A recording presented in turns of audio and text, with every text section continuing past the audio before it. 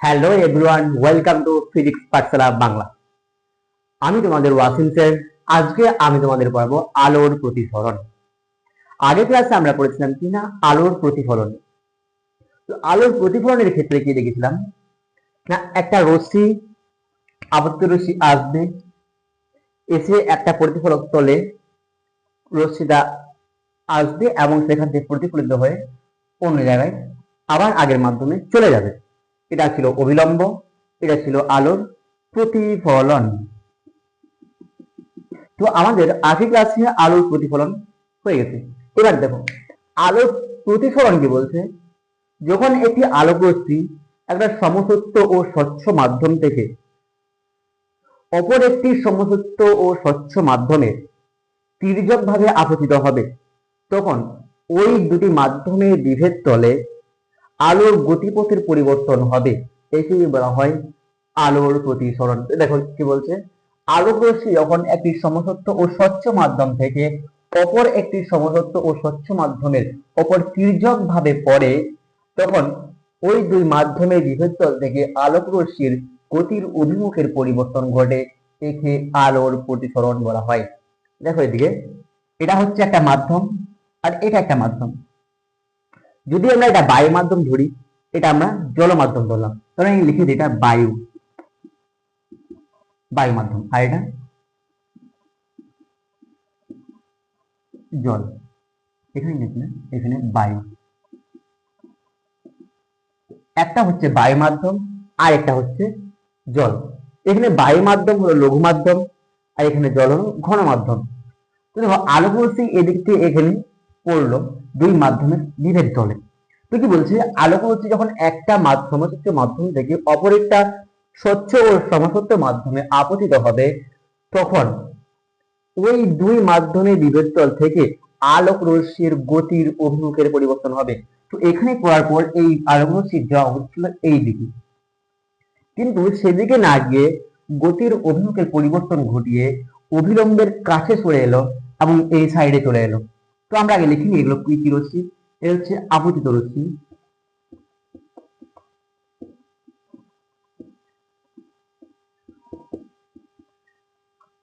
এটা আপতিত রশ্মি, এটা কি না অভিলম্ব, এটা পুরোটাই একটা অভিলম্ব, এটা কি না প্রতিসৃত বা প্রতিসৃত রশ্মি।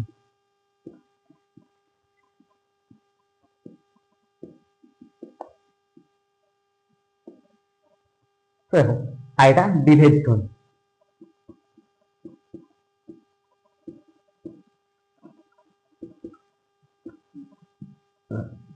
আলোক রশ্মি এদিক দিয়ে আসলো, আসার পর ঠিক বিভেদ তলের পরেই নিজের গতিমুখ পরিবর্তন করলো, যে অভিমুখ ছিল সেটা পরিবর্তন করলো এবং অভিলম্ব থেকে সরে এলো। এটাই হচ্ছে আলোর প্রতিসরণ। কিন্তু তোমরা বলবে স্যার, আলোক রশ্মি অভিলম্বের দিকে কেন সরে এলো? আলোক রশ্মি তো অভিলম্ব থেকে দূরে সরতে পারতো। দেখো, যখন আলোক রশ্মি লঘু মাধ্যম থেকে ঘন মাধ্যমে যাবে, তখন আলোক রশ্মি অভিলম্বের দিকে সরে আসবে। ঠিক আছে, যদি আমরা এই ছবিটা মুছে দিই এবং আলোর প্রতিসরণের আরেকটা ছবি আঁকি, যারা ঘন মাধ্যম থেকে লঘু মাধ্যমে আসছে, ধরো এটা একটা মাধ্যম, এটা অভিলম্ব, এটা যদি ঘন মাধ্যম হয়, ঘন মাধ্যম আর এটা লঘু। ঠিক আছে, আলোক রশ্মি এদিকে আসলো, এর যাওয়া উচিত ছিল এই রাস্তায়, তাই না? এই যাওয়া ছিল এই রাস্তায়, কিন্তু এবার যেহেতু ঘন থেকে লঘু মাধ্যমে আসছে, তাহলে আলোক রশ্মি যাবে এবার এই দিক দিয়ে। বুঝতে পেরেছো? তাহলে যদি আলোক রশ্মি লঘু মাধ্যম থেকে ঘন মাধ্যমে যায়, তাহলে কি হবে না অভিলম্বের দিকে সরে আসবে। এবং যদি আলোক রশ্মি ঘন মাধ্যম থেকে লঘু মাধ্যমে যায়, তাহলে আলোক রশ্মি প্রতিফলিত হওয়ার পর প্রতিসৃত আলোক রশ্মি কি হবে না, এই যে অভিলম্ব ছিল অভিলম্ব থেকে অনেকটাই দূরে সরে যাবে। তাহলে কি বললাম, যদি আলোক রশ্মি লঘু মাধ্যম থেকে ঘন মাধ্যমে যায়, তাহলে আমাদের আলোর যে রশ্মি প্রদর্শিত রশ্মি ছিল সেটা কি হচ্ছে না আরো কাছে সরে চলে আসছে অভিলম্বের দিকে। এবং এই ক্ষেত্রে যদি ঘন থেকে লঘুতে যায়, তাহলে অভিলম্ব থেকে অনেক দূরে সরে যাচ্ছে। তো 1 নাম্বার পয়েন্ট,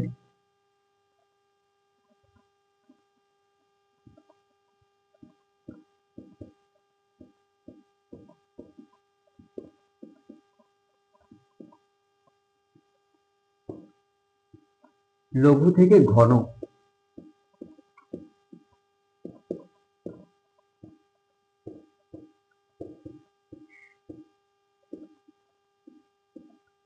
কি বললাম, যদি লঘু মাধ্যম থেকে ঘন মাধ্যমে যায় তাহলে অভিলম্বের দিকে সরে আসবে।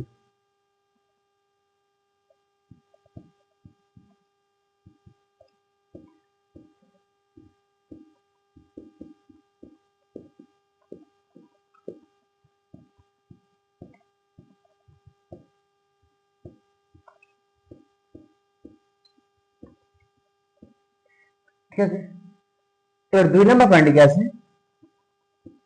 যদি ঘন মাধ্যম থেকে লঘু মাধ্যমে যায় তাহলে কি হবে না, আলোক রশ্মি প্রতিসরণের সময় কি হবে না, এই যে অভিলম্ব ছিল এই অভিলম্ব থেকে দূরে সরে যাবে।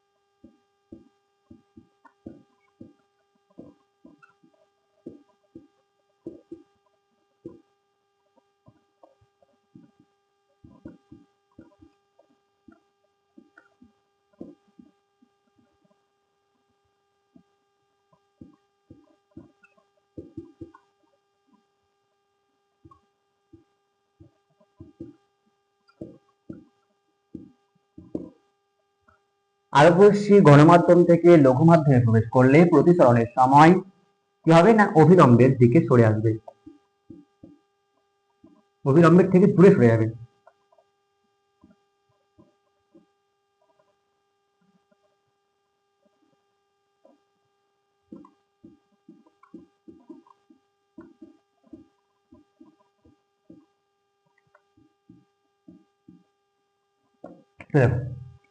এক নম্বর, আলোক রশ্মি যদি লঘু মাধ্যম থেকে ঘন মাধ্যমে যায় তাহলে অবিলম্বের দিকে সরে আসবে, এবং আলোক রশ্মি যদি ঘন মাধ্যম থেকে লঘু মাধ্যমে প্রবেশ করে তাহলে প্রতিসরণের সময় অবিলম্ব থেকে দূরে সরে যাবে।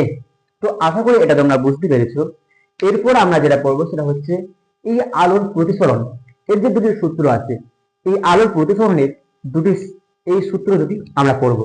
তো চলো আগে এটা বোর্ডটা মুছে নিই। এবার আমরা যেটা পড়বো সেটা হচ্ছে প্রতিসরণের সূত্র। প্রতিসরণের দুটি সূত্র আছে।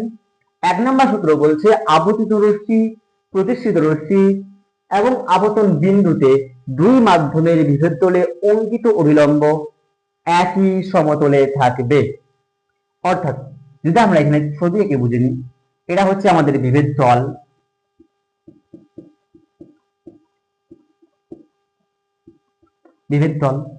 এটা হচ্ছে আমাদের অভিলম্ব। আলোক রশ্মি এই দিক থেকে তীর্যভাবে আসলো, যাওয়ার কথা ছিল এই রাস্তায় কিন্তু চলে এলো এই দিকে। এটা লঘু মাধ্যম, এটা ঘন মাধ্যম, ঠিক আছে, এটা অভিলম্ব।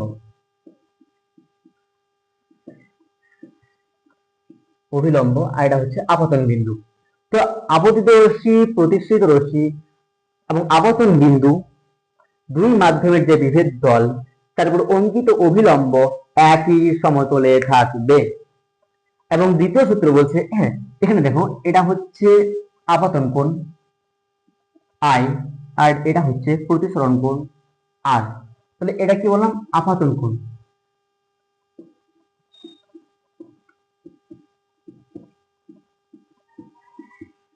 আপতন কোণ, এটা হচ্ছে প্রতিসরণ কোণ।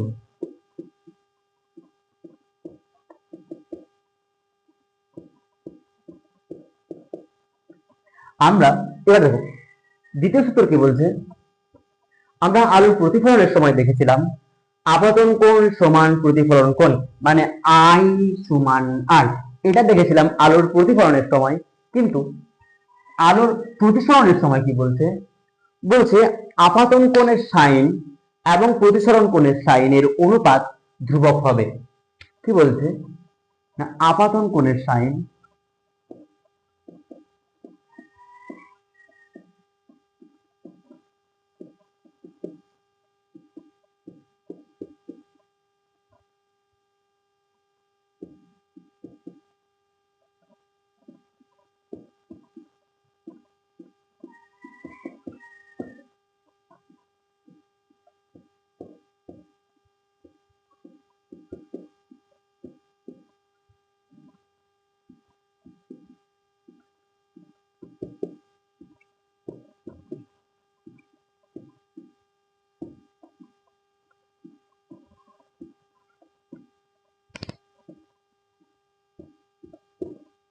তো কি বলছে, আপাতন কোণের সাইন ও প্রতিসরণ কোণের সাইন ধ্রুবক হবে। অর্থাৎ আপাতন কোণ কি জানি আমরা, আপাতন কোণ হচ্ছে আই, তাহলে সাইন আই, আপাতন কোণের সাইন বাই প্রতিসরণ কোণের সাইন, সেটা হচ্ছে সাইন আর। বলছে আপাতন কোণের সাইন এবং প্রতিসরণ কোণের সাইনের যে অনুপাত সেটা সবসময় ধ্রুবক হবে, ধ্রুবক। তো প্রতিসরণের প্রথম সূত্র, আবর্তিত রশ্মি প্রতিসরিত রশ্মি আপতন বিন্দুতে দুই মাধ্যমের বিভেদ তলের উপর অঙ্কিত অভিলম্ব একই সমতলে থাকবে। এবং দ্বিতীয় সূত্র, আপাতন কোণের সাইন ও প্রতিসরণ কোণের সাইনের অনুপাত সর্বদা ধ্রুবক থাকবে। তো আমরা আজকে কি বললাম, প্রথমে বললাম আলোর প্রতিসরণ। প্রতিসরণ কি, যখন একটা আলোক রশ্মি একটা স্বচ্ছ ও সমসত্ব মাধ্যম থেকে অপর একটা স্বচ্ছ ও সমসত্ব মাধ্যমে তির্যকভাবে আবর্তিত হবে, তখন দুই মাধ্যমের বিভেদ তলে আলোক রশ্মির গতিপথের পরিবর্তন হবে, একে বলা হচ্ছে আলোর প্রতিসরণ। এই আলোর প্রতিসরণের ক্ষেত্রে যে আমরা চিত্র দেখেছি সেটা হচ্ছে এরকম, কিন্তু এখানে দুটি নিয়ম আছে। একটা হচ্ছে যখন লঘু দিয়ে ঘন মাধ্যমে আসবে তখন আলোক রশ্মি আলোক রশ্মির যে প্রতিষ্ঠিত রশ্মি আছে সেই প্রতিষ্ঠিত রশ্মিরা ঘন মাধ্যমের সময় অভিলম্বের দিকে সরে আসবে, এবং যখন আলোক রশ্মি ঘন থেকে লঘু মাধ্যমে যাবে তখন প্রতিষ্ঠিত রশ্মি অভিলম্ব থেকে দূরে সরে যাবে। তারপর আমরা পড়লাম প্রতিসরণের যে দুটি সূত্র আছে। এক নম্বর সূত্র কি বলছে, বলছে আপতিত রশ্মি প্রতিষ্ঠিত রশ্মি আপতন বিন্দুতে এবং দুই মাধ্যমের যে মাঝে বিভেদ তল সেই বিভেদ তলে অঙ্কিত অভিলম্ব একই সমতলে থাকবে। এবং দ্বিতীয় সূত্র বলছে আপাতন কোণের সাইন এবং প্রতিসরণ কোণের সাইনের যে অনুপাত সেটা সর্বদা ধ্রুবক থাকবে। তো আজকের ক্লাসটা ভালো লাগলে অবশ্যই বন্ধুদের সঙ্গে শেয়ার করে দিও এবং লাইক এবং সাবস্ক্রাইব করে দিও।